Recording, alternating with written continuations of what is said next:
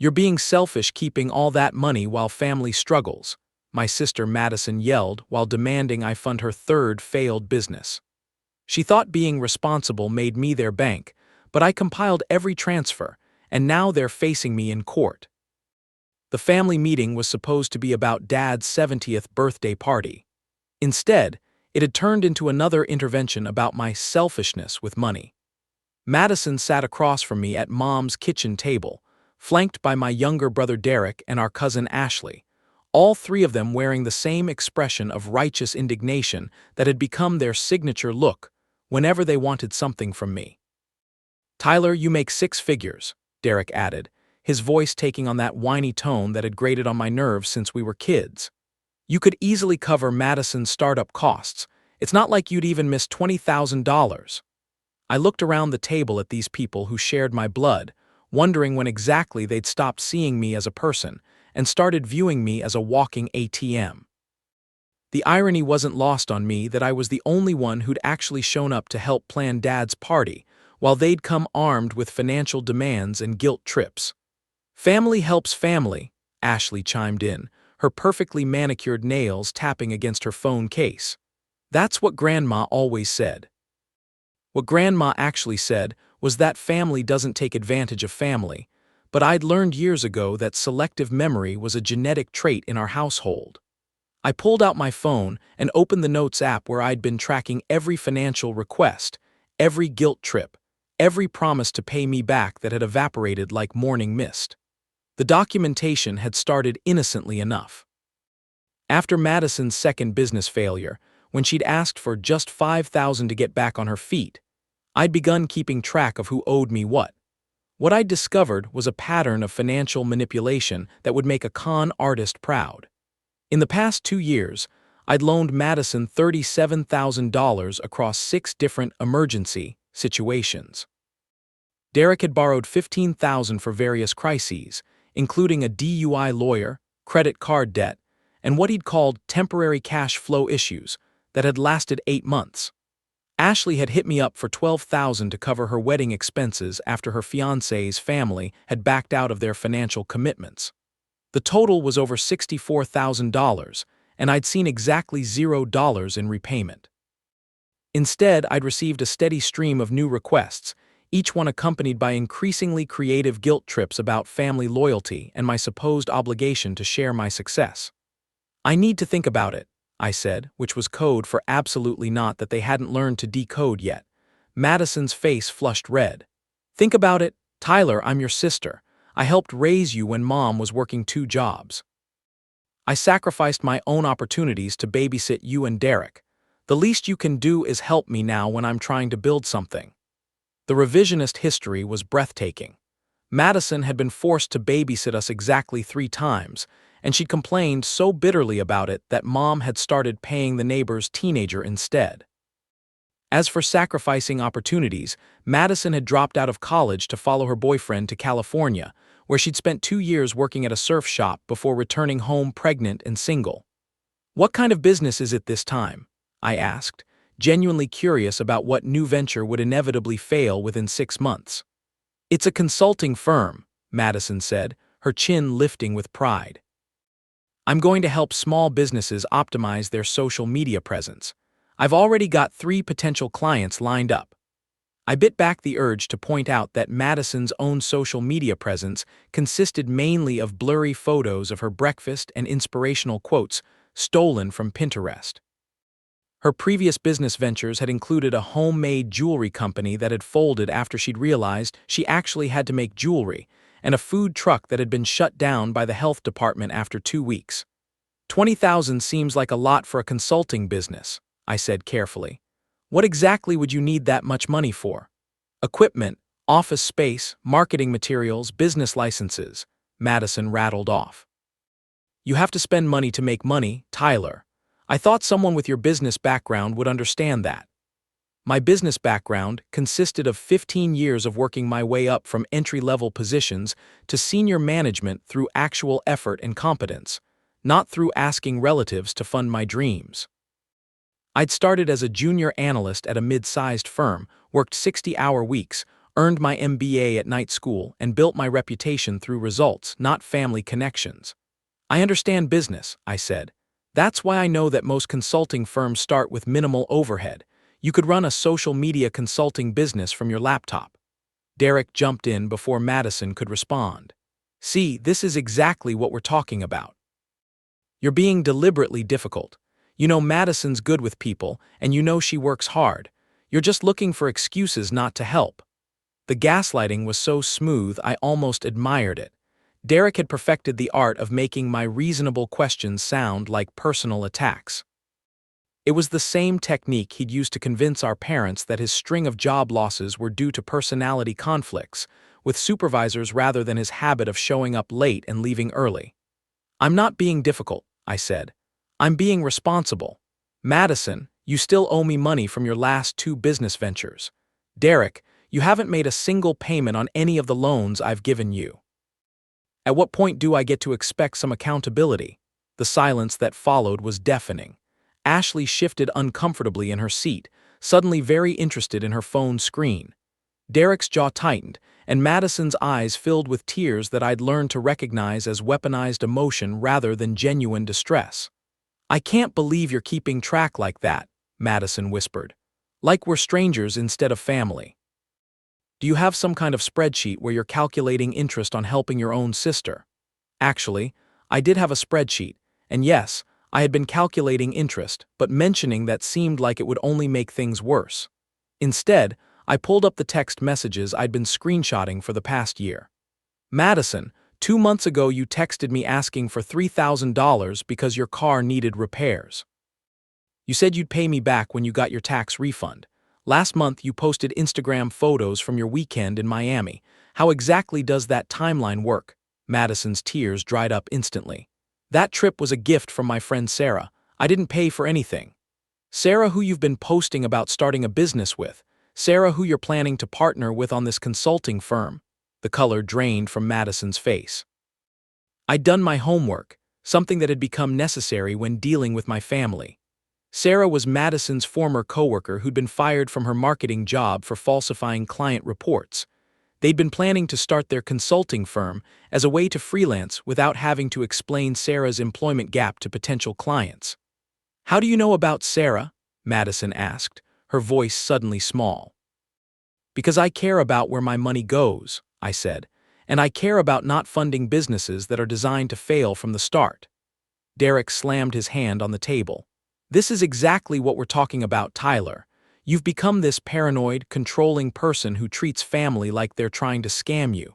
When did you become so suspicious of everyone? The question hit harder than I'd expected because I remembered exactly when I'd become suspicious. It was 18 months ago, when I discovered that the emergency Derek had needed $5,000 for hadn't been a medical bill like he'd claimed. It had been gambling debts, and he'd used my money to place more bets instead of paying off his creditors. That discovery had led me to start asking more questions, which had revealed that Madison's car repairs had actually been credit card payments, and that Ashley's wedding emergency had been caused by her spending the wedding budget on a designer dress and expecting me to cover the difference. I became suspicious when I realized that every family emergency seemed to involve me writing a check, I said. I became suspicious when I noticed that the people who owe me the most money are also the ones who call me selfish for not lending more. Ashley finally looked up from her phone. Tyler, you're being really hurtful right now. We're not trying to take advantage of you. We're going through hard times and we thought family would be there for us. I have been there for you, I said. I've been there for all of you repeatedly to the tune of over $60,000. What I haven't seen is any of you being there for me, or for each other, or for anyone who can't write checks. The truth was starting to spill out, and I could see them all calculating how to respond. This was the moment I'd been dreading and anticipating for months. The moment when I'd have to choose between being the family ATM or being the family villain. You know what? Madison said, standing up abruptly. I don't need this. I don't need to sit here and be lectured about money by someone who's forgotten what it's like to struggle. I'll figure out my business funding on my own. How? I asked. Are you going to ask Mom and Dad for the money, because they're living on Social Security and Dad's pension? Are you going to ask Derek, because he's 3 months behind on his rent, or maybe you'll ask Ashley, who's still paying off her wedding from 2 years ago? Madison's face went white. You don't know anything about our financial situations. I know more than you think, I said, pulling out my phone again. I know that Derek asked Mom for $2,000 last month to avoid eviction. I know that Ashley's been borrowing money from her in-laws to cover her mortgage payments. I know that Dad's been talking about getting a part-time job because their expenses are getting harder to manage. The room fell silent again, but this time it felt different. This time, they were realizing that I'd been paying attention to more than just their requests for money. I'd been watching the whole family dynamic, and I'd seen how their financial irresponsibility was affecting everyone. Mom and Dad are struggling, I continued. But instead of helping them, you're all focused on getting money from me. When's the last time any of you offered to help with their expenses? When's the last time you contributed to a family gathering instead of just showing up expecting someone else to pay? Derek's defensive posture crumbled slightly. We help in other ways. Like what? I asked. Madison, when's the last time you visited Mom and Dad when you weren't asking for something? Derek, when's the last time you helped Dad with yard work or home repairs? Ashley, when's the last time you called Mom just to check in? The questions hung in the air like accusations because that's exactly what they were. I'd been documenting more than just financial requests. I'd been noting the patterns of interaction, the way conversations always seemed to circle back to what I could do for them rather than what any of us could do for each other. That's not fair, Ashley said. We all have our own lives and responsibilities. So do I said. I have a wife and 2 kids. I have a mortgage, college funds to build, retirement to save for. I have my own parents to think about, and I've been doing that while also funding everyone else's poor decisions. Madison sat back down, her anger replaced by something that looked almost like panic. Tyler, I really do need this money. Sarah and I have already signed a lease on office space. We've committed to several clients. If I can't come up with the startup costs, I'm going to lose everything. And there it was, the real story. Madison hadn't come to me with a business plan seeking investment. She'd come to me with debts already incurred, expecting me to bail her out of commitments she'd made without having the money to back them up. You signed a lease without having the money to pay for it, I asked. We thought we'd be able to raise the capital, Madison said weakly. From where? Did you apply for business loans? Did you pitch investors? Did you even write a business plan? The silence answered my questions. Madison and Sarah had decided to start a business the same way Madison approached everything else in her life, by assuming someone else would handle the difficult parts. This is exactly why I can't keep doing this, I said. You're not asking me to invest in a business. You're asking me to pay for mistakes you've already made. You're asking me to enable the same pattern of poor planning that's been going on for years. Derek leaned forward. So what are you saying? You're just going to let Madison fail? I'm saying that Madison's success or failure isn't my responsibility, I said. I'm saying that I've been enabling all of you to make bad decisions by removing the consequences.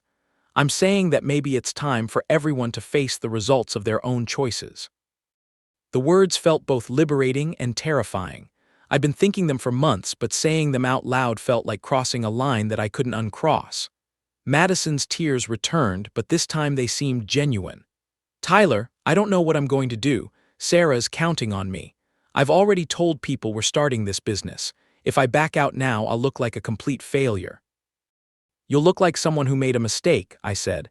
That's different from being a failure, but only if you learn from it instead of expecting someone else to fix it. Ashley stood up. I think we should take a break from this conversation. Everyone's getting too emotional.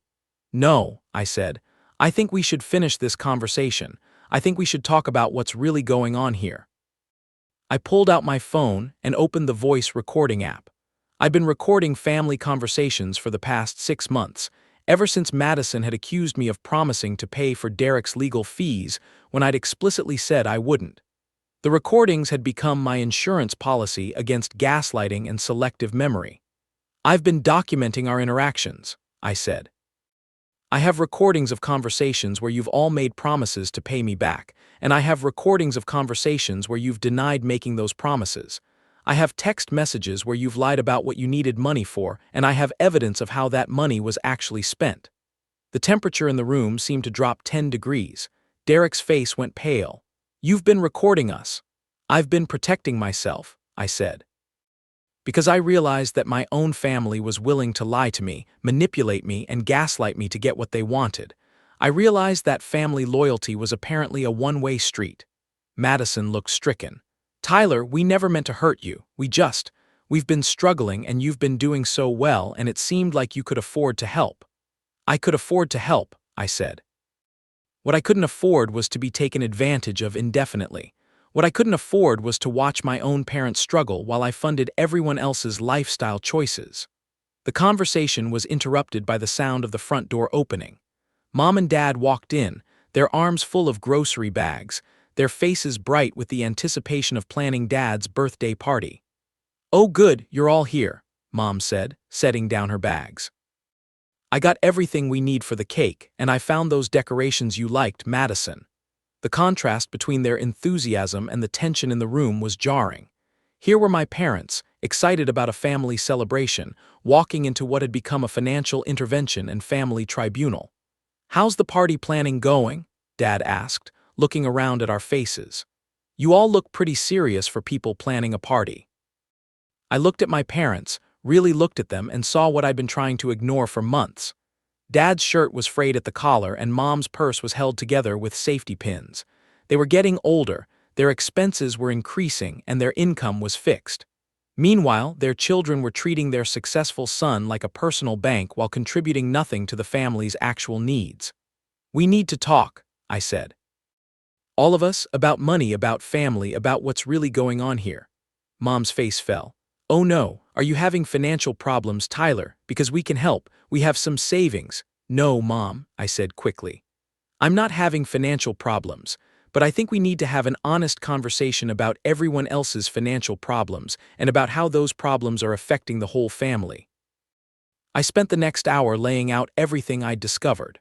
I showed them the documentation of loans that had never been repaid, the lies about what money was needed for, the pattern of financial manipulation that had been going on for years.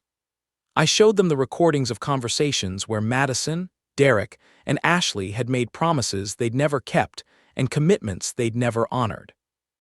My parents listened in silence, their faces growing more and more troubled as the scope of the situation became clear.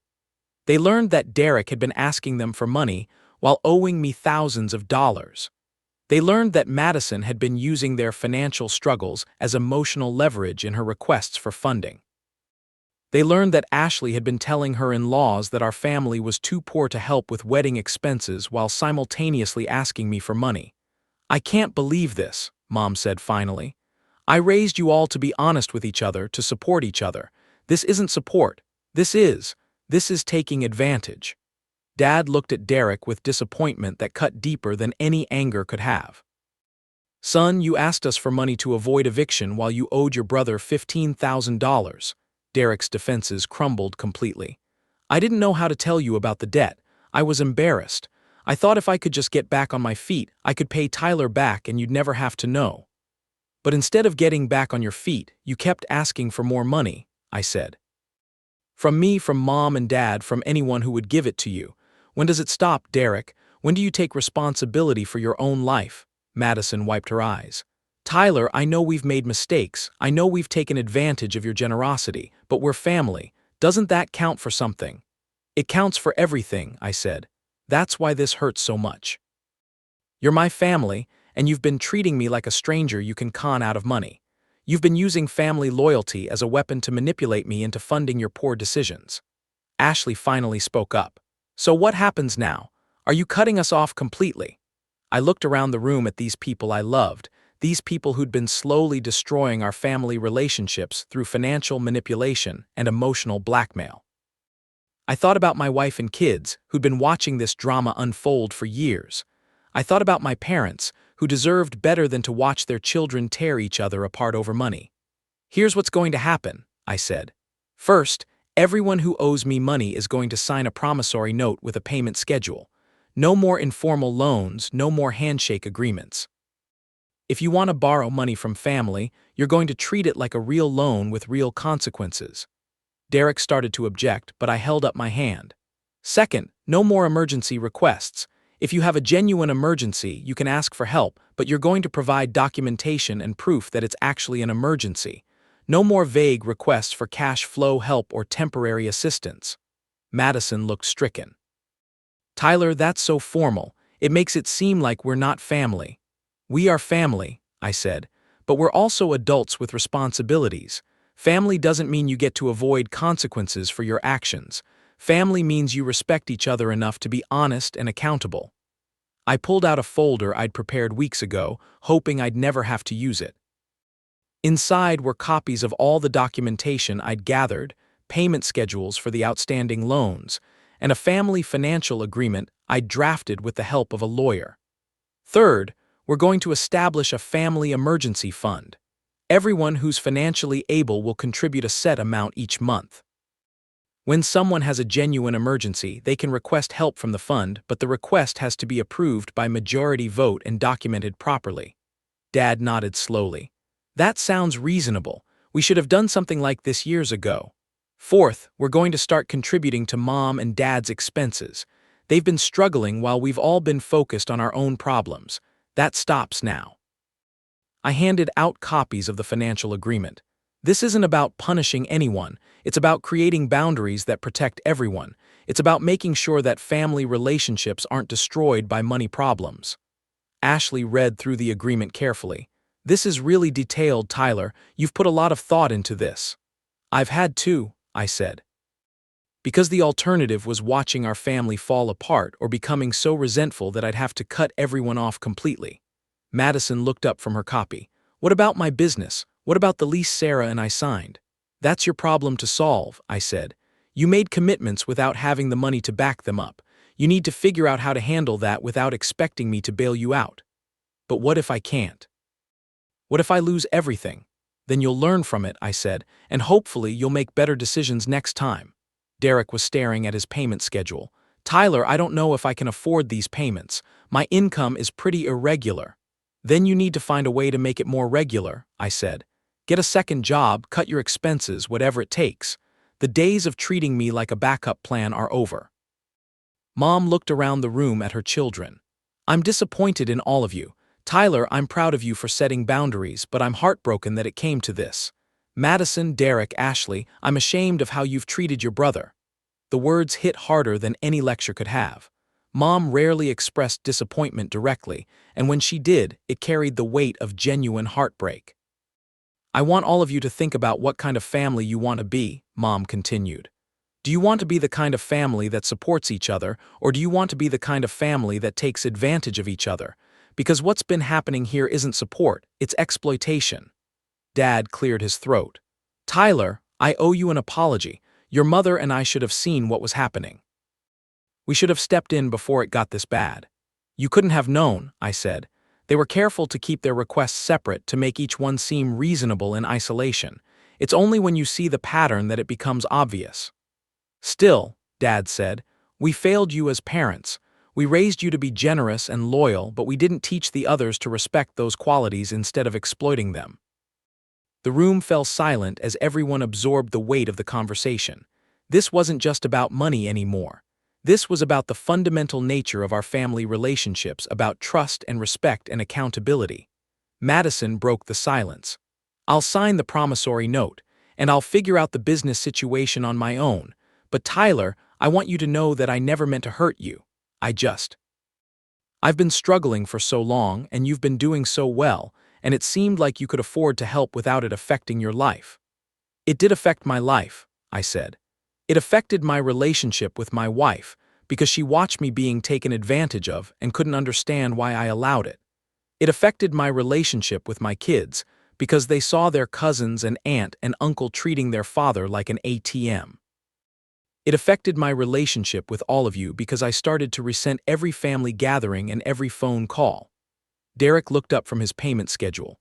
I'll sign too, and I'll get a second job if I have to. Tyler, I'm sorry, I really am. I got into a hole and instead of digging myself out, I just kept asking you to throw me a rope. Ashley nodded. I'll sign as well. And I'll talk to my husband about contributing to the family emergency fund. You're right that this has gone too far. Over the next 2 hours, We worked through the details of the new family financial arrangement. Everyone signed promissory notes for their outstanding debts. We established contribution amounts for the emergency fund. We set up a system for requesting and approving emergency assistance that required documentation and majority approval. Most importantly, we established consequences for violating the agreement. Anyone who failed to make their loan payments or who made unauthorized requests for money would be excluded from family financial assistance permanently. Anyone who lied about their financial situation or misrepresented their needs would face the same consequences. "This feels like we're treating family like a business," Ashley said as she signed her promissory note. "We're treating family like family," I said. "We're creating boundaries that protect everyone and ensure that family relationships aren't destroyed by financial manipulation." As everyone prepared to leave, Mom pulled me aside. "Tyler, I want you to know how proud I am of you, not just for your financial success but for standing up for yourself and for this family. What you did today was hard, but it was necessary." "I hope it works," I said. "I hope they actually follow through on their commitments." "And if they don't?" Mom asked. "Then at least I'll know I tried everything I could to save our family relationships before I had to protect myself and my immediate family from the toxicity." Dad joined us. "Son, your mother and I have been talking. We want to contribute to the emergency fund too, even though we're on a fixed income. We want to be part of the solution, not part of the problem." "Dad, you and Mom don't need to." "Yes, we do," Dad said firmly. "We've been part of the problem by allowing this to continue. We've been part of the problem by not holding your siblings accountable for their actions. We want to be part of the solution." 3 months later, the results were mixed but telling. Derek had gotten a second job and was making his loan payments on schedule. He'd also stopped asking for money from Mom and Dad, and had actually started contributing to their expenses for the first time in years. Madison had defaulted on her lease and closed her consulting business before it ever really started. She'd been forced to move back in with Mom and Dad temporarily, but she'd also gotten a steady job and was making her loan payments. More importantly, she'd stopped making dramatic requests for financial assistance and had started taking responsibility for her own decisions. Ashley had initially kept up with her payments, but had violated the agreement by asking me for money to cover her husband's medical bills without going through the proper channels. When I'd reminded her of the consequences, she'd become angry and accused me of being heartless. She'd stopped making payments and had essentially cut herself off from the family rather than follow the rules everyone else was following. The family emergency fund had been used twice. Once to help Mom and Dad with an unexpected home repair, and once to help Derek with legitimate medical expenses. Both requests had been properly documented and approved by majority vote. Most importantly, family gatherings had become enjoyable again. Without the constant undercurrent of financial manipulation and guilt trips, we could actually focus on being a family. My wife and kids started looking forward to family events instead of dreading them. The system wasn't perfect, and it hadn't solved all our problems, but it had established boundaries that protected everyone and ensured that family relationships were based on love and respect rather than financial exploitation. At Dad's birthday party, I looked around the room at my family and felt something I hadn't felt in years: genuine affection without resentment. The people who'd chosen to follow the new rules were thriving. The people who'd chosen to reject accountability had excluded themselves. It wasn't the family I'd grown up with, but it was a healthier family. It was a family where love wasn't conditional on financial assistance, where respect was earned through actions rather than demanded through guilt trips, and where everyone was accountable for their own choices. Madison approached me during the party. "Tyler, I want to thank you for what you did. I was angry at first, but I realize now that you saved me from myself. Having to face the consequences of my decisions has been hard, but it's also been liberating. I'm not constantly stressed about money anymore because I'm not constantly making commitments I can't keep." Derek joined us. "I never thought I'd say this, but having to pay you back has actually improved my relationship with money. I'm budgeting for the first time in my life, and I'm starting to build savings. I feel more like an adult than I have in years. I'm proud of both of you," I said, "and I'm grateful that you chose to work with the new system instead of fighting it. "What about Ashley?" Madison asked. I looked across the room at Ashley, who was sitting alone, pointedly ignoring the rest of the family. Ashley made her choice. She chose to be angry rather than accountable. That's her decision to make. "Do you think she'll ever come around?" Derek asked. "I hope so," I said. "But I'm not going to sacrifice the progress we've made as a family to accommodate someone who refuses to take responsibility for her actions." As the party wound down, I realized that the financial agreement had done more than just protect me from exploitation. It had forced everyone to confront the reality of their choices and the impact of those choices on the people they claimed to love. The family I had now was smaller than the family I'd started with, but it was built on a foundation of mutual respect and accountability. It was a family where love was expressed through actions rather than demands, where support was offered freely rather than extracted through manipulation. It wasn't the ending I'd hoped for when this all started, but it was the ending we'd all earned through our choices. And for the first time in years, I felt like I was part of a family rather than just a funding source for one.